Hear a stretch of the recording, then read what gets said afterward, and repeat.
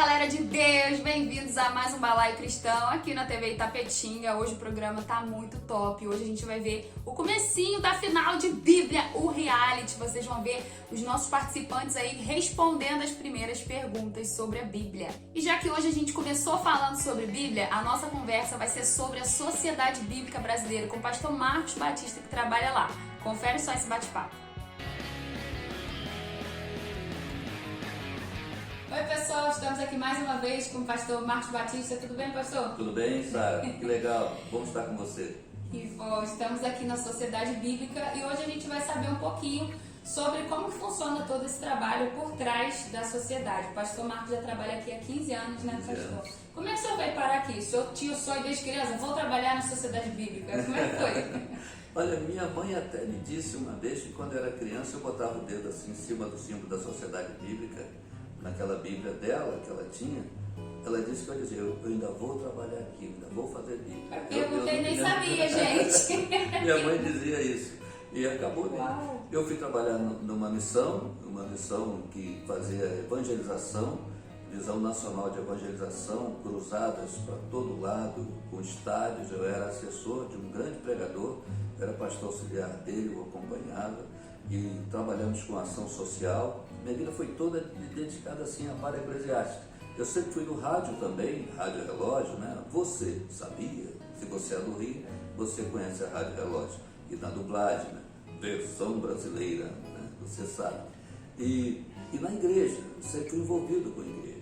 E aí, quando terminou essa missão, quando ela chegou ao fim, eu fui contratado por uma rede de hospitais evangélicos para fazer exatamente o institucional, para ir buscar mantenedores, porque esse hospital evangélico tem ambulatórios, mas ele tem orfanatos e asilos, e que são mantidos por pessoas que podem, para abrigar pessoas que não podem. Então, velhinhos que não têm parente, não têm renda.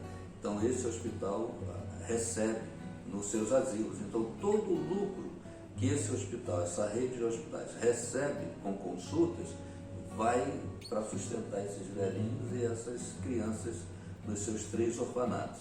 Eu estava trabalhando lá, aí o secretário regional da Sociedade Bíblica do Brasil estava recém-chegado para substituir o secretário que ia se aposentar, né? Era o profeta novo que substituiu o profeta antigo. E ele foi fazer um tour, conhecer a diretoria do Rio de Janeiro, a liderança evangélica. Então, ele foi levado lá onde eu trabalhava e ficamos conversando na sala de espera, enquanto os 2 chefes conversavam. E aí ele viu o que eu fazia, buscando recursos para aquela obra seguir. Na semana seguinte, ele voltou sozinho e falou, olha, eu vim semana passada para conhecer o seu chefe e foi muito bom te conhecer. Hoje eu vim falar com você e quero te fazer uma proposta. Dependendo da sua resposta, eu já volto daqui cedo, ou então eu entro naquela sala e vou falar com o seu chefe.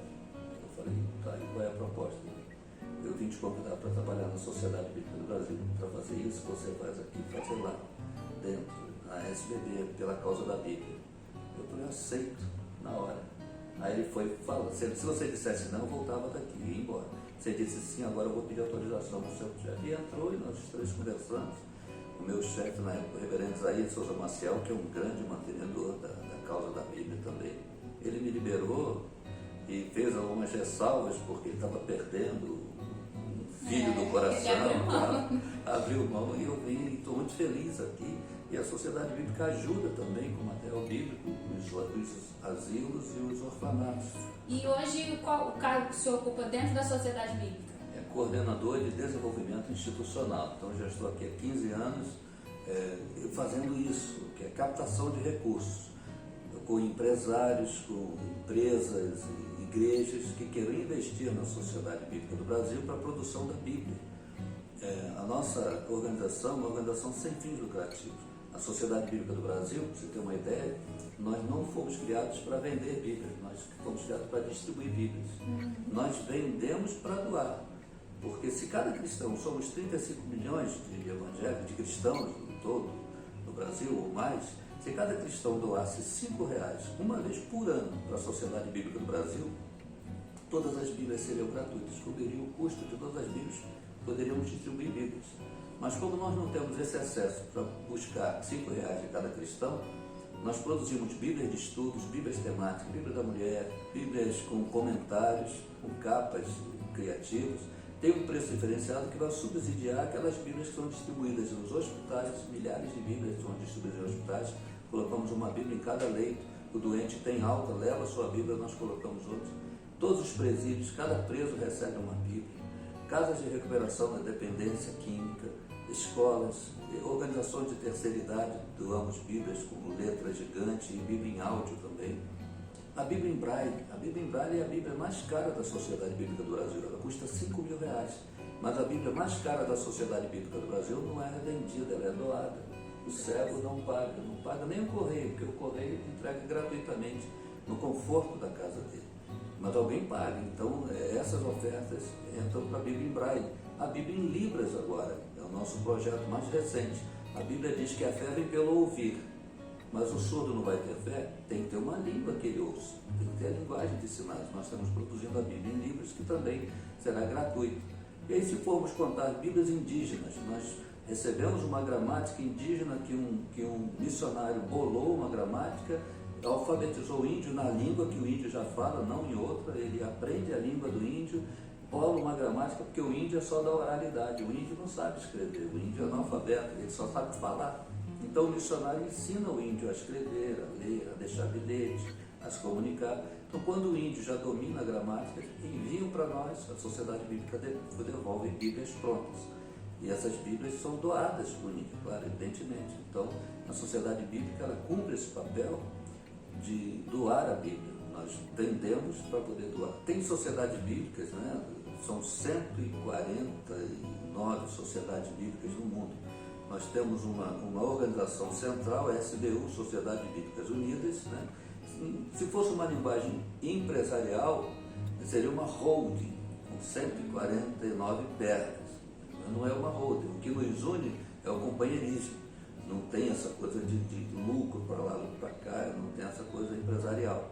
Mas ela é um centro do nosso companheirismo. Ela que faz a ligação de uma sociedade bíblica com a outra, de ajudar umas às outras, de saber o que essa está fazendo, a gente ajuda com oração, tem como mandar uma Bíblia, produzir, porque a Sociedade Bíblica do Brasil tem gráfica, mas a maioria das sociedades bíblicas não tem.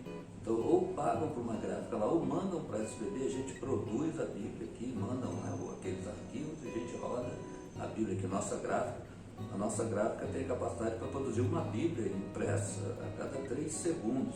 Então nós produzimos Bíblia em português, mas produzimos para umas 70 línguas diferentes. E aí manda do Brasil para fora? E eles vêm buscar nas nações que tem o convênio, porque a gente tem que respeitar, claro, todas as leis. Onde tem esse convênio para poder mandar, a gente manda. Onde não tem, a pessoa vem, busca, faz todo o trâmite de pagar os impostos, as taxas. Tem Bíblia que nós rodamos na China, elas vêm para cá, fica mais barato rodar na China do que rodar na Sociedade Bíblica do Brasil, e aí os missionários vêm, adquirem e levam, fazem todo o trâmite legal e levam, porque senão fica muito dispendioso também a gente ainda mandar. Então, cada nação, por exemplo, a África, as Bíblias, os dialetos da África, nós rodamos, vem buscar as Bíblias, nós rodamos Bíblias até em árabe. Que bênção! Então o Brasil é um exportador de Bíblia. E lá nem pode ter sociedade bíblica, né? Nem pode ter em países muçulmanos. Nós rodamos para muitas línguas. Rodamos Bíblia em chinês, rodamos em 70 idiomas diferentes. Agora mesmo, há uns 5 meses, nós mandamos milhares de Bíblias, Novos Testamentos, para a Ucrânia, porque eles estão precisando de paz, estão precisando se reconstruir. E mandamos gratuitamente Bíblias ucranianas. Fizemos todos os convênios legais necessários para as Bíblias chegarem lá. Então, para cada lugar que se vai a Bíblia, tem um trâmite oficial que a gente tem que seguir, às vezes demora, às vezes é mais rápido, mas a Bíblia sai com selo legalizado e vai chegar na mão da igreja. E pensa, o senhor falou a respeito do financiamento, né? Hoje a Sociedade Bíblica tem patrocinadores, vamos dizer, fixos, empresários, pessoas que abraçam essa causa de forma contínua? Tem, graças a Deus tem, assim, os fiéis, tem empresários que mensalmente ofertam e nós precisamos de outros, até porque a pessoa tem limite. Nós temos os nossos programas de arrecadação, por exemplo, tem um programa chamado Clube Uma Bíblia por Mês. E uma pessoa comum, uma pessoa assim, pode doar para a Sociedade Bíblica do Brasil o valor de R$50, 30, R$50, que equivale ao valor de uma Bíblia e mais o custo do envio, para a Bíblia chegar no presídio, chegar no hospital, chegar em situações de calamidade, a sociedade civil, nos desabamentos que aconteceram. Levantaram 20 mil cestas básicas. Nós colocamos uma Bíblia em cada cesta básica, porque entendemos que para onde vai o alimento do corpo, tem que ir o alimento da alma. E tem um sócio evangelizador, que é um programa de arrecadação, que a pessoa doa de 30 a R$50, normalmente 30, e ele recebe em casa 1000 folhetos mensalmente, nós mandamos para a casa dele, do sócio, em troca da oferta que ele dá. Essa oferta, nós vamos produzir mais folhetos que vão chegar em vários lugares através de outros sócios, pessoas que compram, que eles ofertam. Tem gente que vem aqui comprar folheto para distribuir na rua. O sócio evangelizador, ele recebe, se ele não tem tempo de distribuir, ele doa para a igreja dele, ou põe na mesa de trabalho, pegue um grátis. Mas ele vai ter que aprender a distribuir folheto, porque quando virar o mês nós vamos mandar mais 1000. E quando virar mais 1000, nós vamos encher a casa dele de folheto. Esse é um programa muito legal, sócio evangelizador. Se você quiser, você pode entrar no site da Sociedade Bíblica do Brasil, sbb.org.br, e tem as especificações de cada programa que você pode contribuir. Que bênção. E como é que funciona, pastor, essa logística toda? Que a gente olha por fora e parece, é uma gráfica toda, mas eles imprimem e botam para vender e pronto. Mas o que acontece por trás da Sociedade Bíblica? É muito mais do que isso. Tem gente que, quando eu pergunto nessas minhas andanças como desenvolvimento institucional, às vezes eu pergunto, as igrejas históricas sabem, mas quando você pergunta numa comunidade nova, uma igreja nova, você conhece a Sociedade Bíblica? As pessoas dizem, conhecemos, é uma loja no centro do Rio. Não, nós temos uma loja, mas nós não somos uma loja, uma livraria. Alguns dizem, sei, a Sociedade Bíblica é uma gráfica que produz Bíblia. Nós temos uma gráfica. Nem toda a Sociedade Bíblica do mundo tem gráfica, nem precisa ter. Né? Tem Sociedade Bíblica que rodam aqui ou rodam nas gráficas dos seus países. Nós temos gráfica, mas não somos gráfica. Temos loja, mas não somos livraria, não somos loja. Somos uma organização que desde 1948, quando a Sociedade Bíblica foi fundada, nós temos a responsabilidade de zelar pelos manuscritos, pelos originais e pela tradução dos originais para a igreja, para envolver a igreja na causa da Bíblia. Qual é o nosso trabalho? O que nós fazemos? Nós traduzimos a Bíblia numa linguagem que todos possam entender, a um preço que todos possam pagar. Se o preço que a pessoa possa pagar é nenhum presídio, um hospital, esse preço vai de graça. E a cada 25 anos, a língua muda. É um estudo universal. São 25 anos o ciclo para palavras novas aparecerem, palavras saírem do linguajar usual, irem para o campo da escrita, da academia, dos livros, e também palavras mudam de sentido. Também a cada 25 anos, a palavra caridade, na década de 50, era a maior expressão de amor. Na década de 60 já surgiram os movimentos de assistência social, ela migrou para o campo da ação social, já significa dó. Por isso que ninguém pode falar para o outro, casei com você por caridade. A palavra não diz que é a maior expressão de amor, ela mudou de sentido.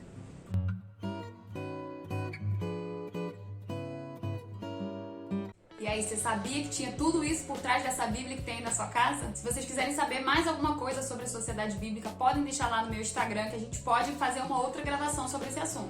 E agora a gente vai falar com a nossa nutri queridíssima Camila sobre os melhores açúcares. Você sabe qual é o melhor que você pode escolher? Então dá uma olhadinha.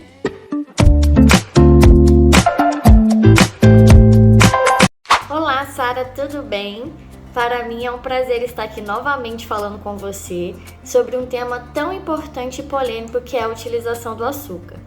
Então, vamos aprender e desmistificar os mitos e erros cometidos. O importante é a gente começar falando sobre quais são os riscos e malefícios do açúcar para a nossa saúde. O açúcar simples é encontrado na sua forma refinada ou nos alimentos e que provocam um aumento da gordura no sangue e, quando consumidos em excesso, também facilita o aparecimento do diabetes. O açúcar é responsável por atrapalhar a digestão de proteínas e vitaminas pelo organismo, além de favorecer o aumento de peso e a obesidade. O melhor tipo de açúcar é aquele que passa por menos tipos de processamento, pois assim é possível obter uma maior quantidade de minerais, como é o caso do açúcar de coco e o açúcar mascavo ou o demerara, que são mais naturais. O melhor tipo de adoçante nós podemos classificar como estévia ou sucralose, pois são extraídos de vegetais e frutas, portanto naturais e sem contraindicações. Top, né, gente? Anota tudo aí pra você não esquecer. E hoje chegou o grande dia da gente ver o comecinho das nossas perguntas do reality. Vocês vão acompanhar agora o início dessa disputa. Fiquem torcendo. Olá, bem-vindos à Bíblia, o reality. Bom, vocês já conhecem os nossos participantes. Eles ficaram um tempo estudando o livro de João e hoje chegou o grande dia deles responderem as perguntas e a gente aprender muito com eles. Então, vamos lá, vamos começar no Para o Ímpar? Podem tirar aí Marcos e Miguel para o Ímpar.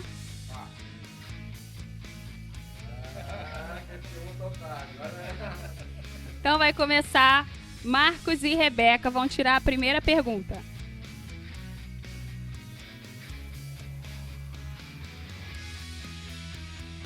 Qual discípulo reclamou por Maria não ter vendido o perfume para ajudar os pobres, usando-o para ungir os pés de Jesus?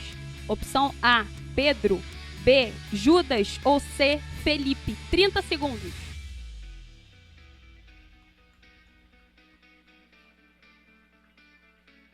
Judas Iscariotes. E a resposta, tem certeza? Sim.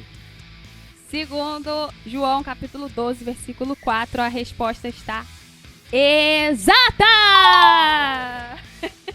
A Bíblia ainda explica que Judas não estava reclamando porque ele estava preocupado de verdade com os pobres, mas sim porque era ele que tomava conta da bolsa de dinheiro. Então ele roubava o que tinha lá. Então ele não estava pensando em honrar Jesus ou ajudar os pobres com aquele dinheiro. E sim, de forma egoísta, ele estava pensando só nele mesmo. Segunda pergunta, Tairine e Miguel, podem sortear. Para qual discípulo Jesus perguntou onde comprariam pão para a multidão?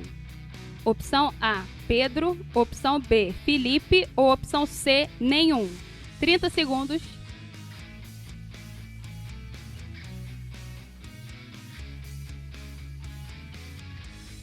Felipe. A resposta foi Felipe. Segundo João, capítulo 6, versículos 5 e 6, a resposta está exata! Felipe! Empatados por enquanto. Vamos para a próxima pergunta.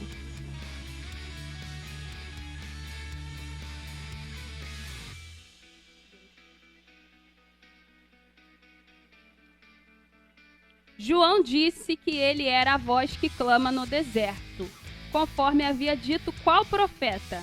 A, Jeremias. B, Isaías. Ou C, Ezequiel. 30 segundos. Isaías, B. Tem certeza? Confunde não, hein? Segundo João, capítulo 1, versículo 23, a resposta está exata! Isaías! Leu mesmo. Isaías é chamado de profeta messiânico e até de evangelista do Antigo Testamento, por causa da quantidade e da riqueza de detalhes que ele falou de Jesus. Próxima pergunta. O que a multidão tinha nas mãos quando ia ao encontro de Jesus na festa em Jerusalém, contada em João 12? A, lanças, paus e espadas. B, lamparinas e incenso. Ou C, ramos de palmeiras.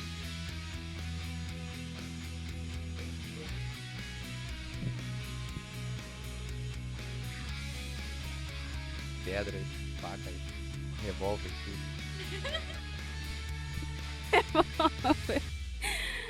Segundo João 12:13, eram ramos de palmeiras. Foi quando, exatamente, Hosana nas alturas. Esse foi o cumprimento de Zacarias 9:9, onde fala que o Salvador viria montado num jumentinho. E essa saudação também é emprestada do Salmo 118. Aquilo que estava acontecendo para os líderes judeus era terrível, porque eles morriam de medo de ter um levante popular sobre a liderança de Jesus. Mas eles, com medo ou não, as profecias iam se cumprindo e o plano de Deus ia sendo executado. Nossa próxima dupla. O que fluiria do interior de quem cresce em Jesus segundo ele? Opção A, rios de água viva. Opção B, rios de arrependimento. Ou opção C, rios de renovação? Opção A, rios de água viva. Tem certeza? A gente é muito bom, gente. É pai e filha, pô. Segundo João 7,38, resposta certa, rios de água viva. Esse termo Rio de Águas Vivas tem ligação com várias citações do Antigo Testamento. Vou deixar algumas aqui embaixo para vocês lerem. Você que está me assistindo pela TV Itapetinga, lembrando, você pode reassistir esse programa lá no meu canal no YouTube. Lá você pode colocar pausa e assistir de novo quantas vezes você quiser. Próxima pergunta. O que o sumo sacerdote Caifás profetizou? Opção A, que os discípulos roubariam o corpo de Jesus para mentirem sobre a ressurreição? Opção B, que o celebrante da Páscoa viria montado em um jumentinho? Ou opção C, que um homem iria morrer pelo povo para não perecer toda a nação? Tempo.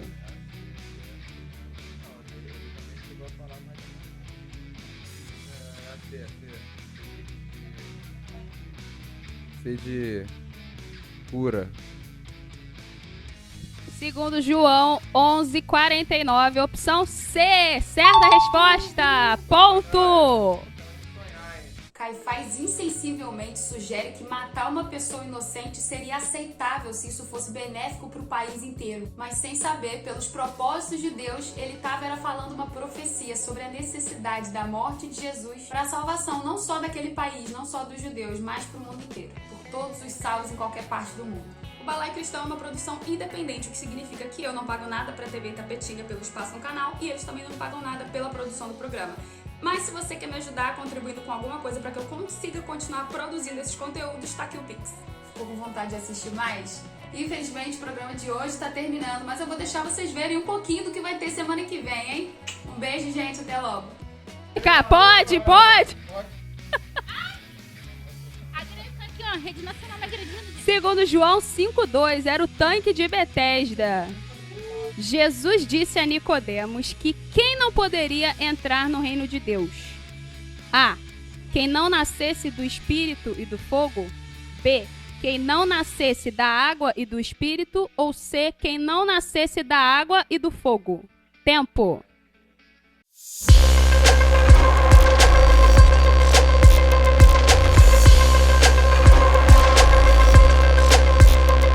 TV Itapetinga, crescendo com você.